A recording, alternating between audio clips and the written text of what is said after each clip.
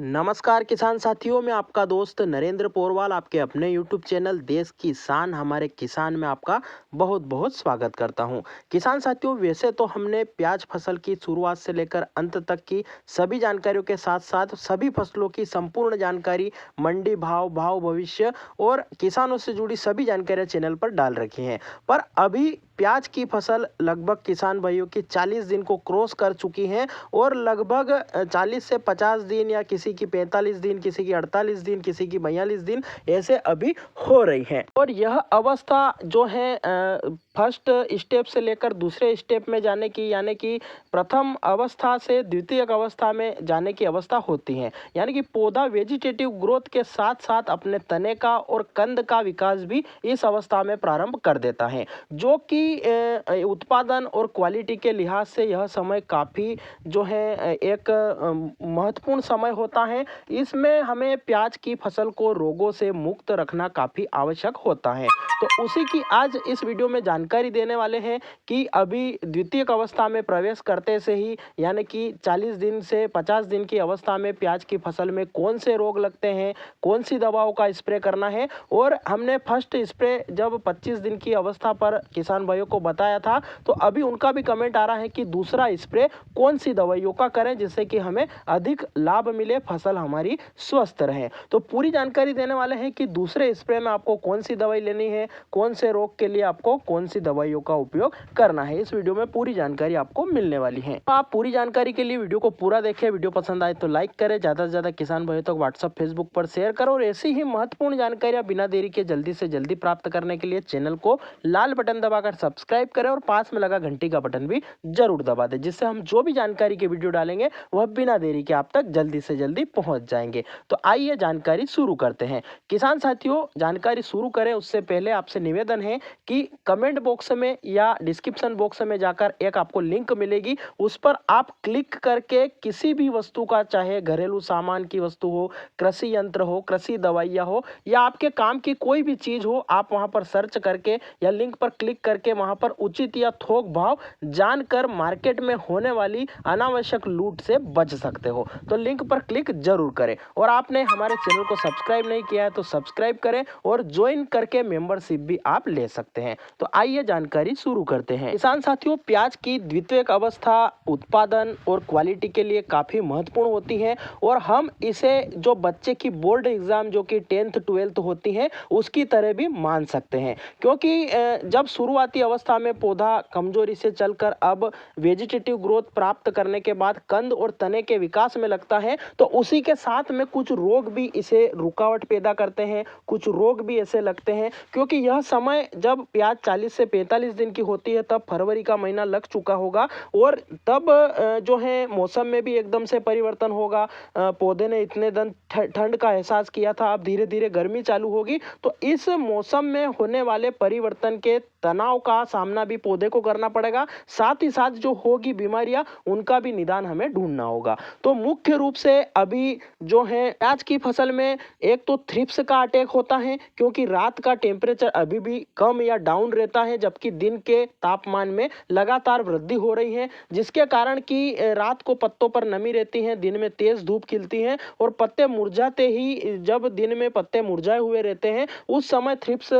पत्तों के अंदर घर बना लेती हैं और थ्रिप्स का अटैक काफी ज्यादा होता है। उसी के साथ में अन्य फसलें जो गेहूं, चना, सरसों, ये फसलें परिपक्व यानी कि पक चुकी होगी आसपास खेतों की, तो उनका जो मच्छर या मोला होगा वह भी प्याज के पत्तों पर एकदम आकर्षित होगा, क्योंकि प्याज हरी है और उसके ऊपर अटैक करेगा। तो थ्रिप्स के साथ साथ मच्छर का अटैक भी प्याज में अभी जो है देखा गया है। उसी के साथ में एक समस्या काफी गंभीर जो अभी देखने में आई है, जो पत्ते सूख रहे हैं नीचे के, उन्हें चीर कर देखने पर उनके अंदर इल्ली पाई गई है। तो एक इल्ली की समस्या भी अभी काफी ज्यादा परेशान करती है, जो कि पौधे की वेजिटेटिव और तना बढ़ने वाली ग्रोथ को या प्रोडक्टिव ग्रोथ को रुकावट पैदा करती हैं। तो यह मुख्य रूप से अभी रोग है। उसके बाद एक रोग आएगा, क्योंकि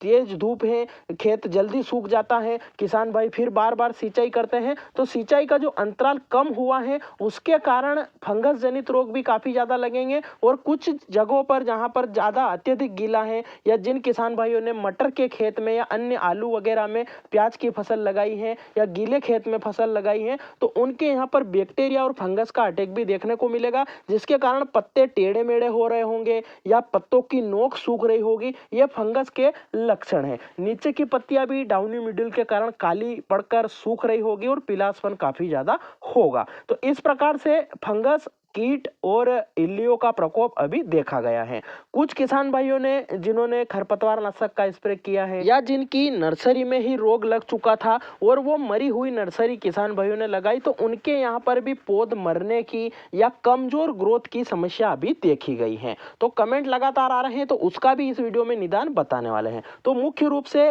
इंसेक्टिसाइड, फंगीसाइड और पौध में वृद्धि या तने को बढ़ाने वाले चीजें हम इस वीडियो में आपको बताने वाले हैं। तो ये आपको क्लियर हो गया होगा कि प्याज की द्वितीयक अवस्था में या 40 से 50 दिन की अवस्था में कौन कौन से रोग लगते हैं। अब इनके उपाय की या दूसरे स्प्रे में कौन सी दवाई लेनी है उसकी बात करते हैं। सबसे पहली दवाई आपको थ्रिप्स और मच्छर की लेनी है। तो मच्छर के लिए आप इमिडाक्लोपिड ले सकते हो, थ्रिप्स के लिए आप एसीफेड ले सकते हो, फिप्रोनिल ले सकते हो, या फिर जो लांसर गोल्ड के नाम से एक दवाई आती है जिसमें एसीफेड और इमिडा दोनों होता है, जो कि थ्रिप्स, मच्छर और रस चूसक कीट जो सभी तरह के होते हैं उन पर रामबाण इलाज अभी मध्यम अवस्था में करता है। तो आप वो ले सकते हो। उसी के साथ में आपके यहाँ पर आप घूम कर देखें, अगर इल्ली की समस्या ज्यादा है, जिन्होंने पहला स्प्रे समय पर कर दिया उनके यहाँ पर इल्ली की समस्या कम है, या जिन्होंने इल्ली की दवाई पिछले जो स्प्रे में नहीं डाली थी प्रोफेनो साइपरमेथ्रिन, उनके यहाँ पर देखने को मिलेगी।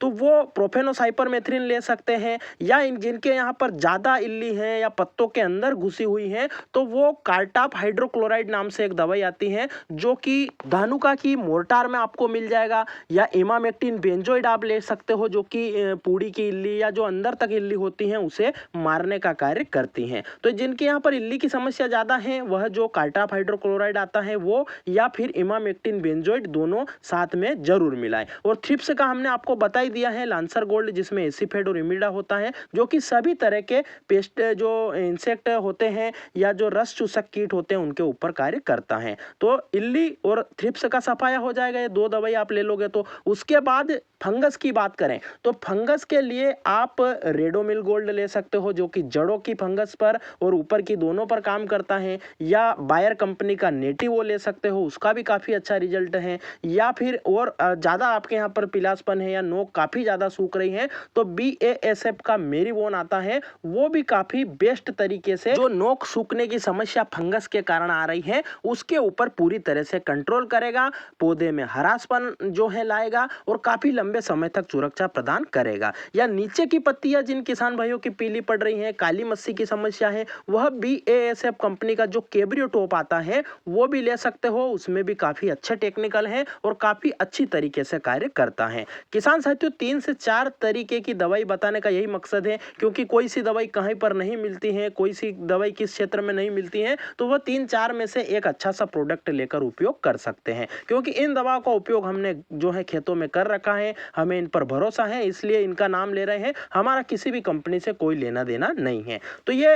इल्ली, थ्रिप्स और फंगस की बात हो गई। अब जिनके किसान भाइयों के यहाँ पर अभी पत्ते मुड़ने की समस्या आ रही है, नई पत्तियों के साथ साथ जो नई पत्ती के नीचे वाली पत्तियां हैं वह ऊपर की नोक मुड़ रही है और काफी ज्यादा विकास कम लग रहा है, तो उनमें बैक्टीरिसाइड का उपयोग भी आप कर सकते हो, जिसमें कि कासुकामाइसिन या वेलिडामाइसिन आप एक नाम से टेक्निकल आते हैं, उनका उपयोग भी इस दवाई के साथ में दूसरे स्प्रे के रूप में कर सकते हो, जिससे कि पत्तियां सीधी होगी। जितनी सीधी प्याज की पत्ती होगी वह उतना अधिक भोजन प्रकाश संश्लेषण की प्रक्रिया से करेगी और उतना ही ज्यादा उनका विकास होगा। तो आपके यहाँ पर अगर टेढ़ापन है पत्तियों में तो आप बैक्टीरिसाइड भी ले सकते हो। हमने वेलिडामाइसिन और कासुगामाइसिन 2 ऐसी जो है हमने आपको बताई है, उनमें से आप कोई सा भी ले सकते हो। के बाद बात आती है थ्रिप्स, फंगस और इल्ली और बैक्टीरिया पर कंट्रोल करने के बाद जिन किसान भाइयों के यहाँ पर खरपतवार नाशक का झटका लगा है या किसी कारणवश कमजोर ग्रोथ लग रही है, ग्रोथ नहीं है,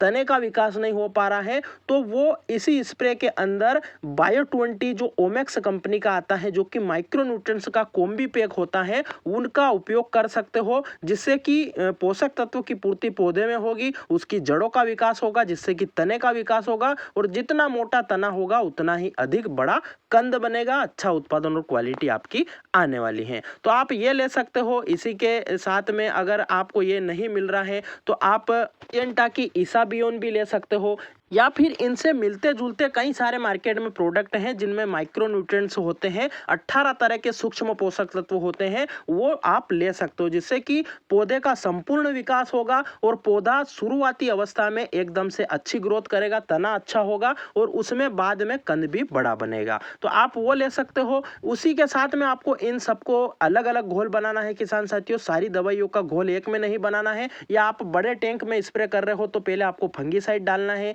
फिर इंसेक्टिसाइड डालना है, फिर बैक्टीसाइड डालना है और फिर जो भी टॉनिक वगैरह आप लेते हो वो आपको डालना है। और लास्ट में आपको इसमें सिलिकॉन बेस्ड चिप को जरूर मिलाना है। पानी की पर्याप्त मात्रा लेनी है, जो 80 लीटर प्रति बीघा और 150 लीटर प्रति एकड़ होती है। पानी साफ लेना है, खेत में थोड़ी हल्की सी नमी होनी चाहिए ताकि सिस्टमेटिक दवाइयां अच्छे से कार्य करें और ऊपर से नीचे तक या नीचे से ऊपर तक प्रभाव उसका हो और बीमारी पूरी तरह से सफाया हो जाए। तो इस प्रकार से हमने आपको सभी आने वाले रोग, इस अवस्था में जो जो रोग आते हैं वह हमने आपको बताए हैं। अब आपको क्या करना है, खेतों में जाकर देखना है आपके यहाँ पर जो समस्या है वो प्रोडक्ट आपको लेकर इस्तेमाल करना है। जैसे कि इल्ली की समस्या है तो हमने इल्ली की दवाई भी बता दी है, थ्रिप्स और मच्छर की समस्या है तो उसकी जो दवाई भी हमने आपको बता दी है, कमजोर ग्रोथ है तो उसकी दवाई भी हमने आपको बता दी है, पत्ते टेढ़े हो रहे हैं तो बैक्टीरिया उसमें है तो उसकी भी हमने दवाई बता दी है, फंगस अगर है, पीलासपन ऊपर की पत्तियों में है तो कौन सी दवाई लेनी है, नीचे की पत्तियों में है तो कौन सी दवाई लेनी है,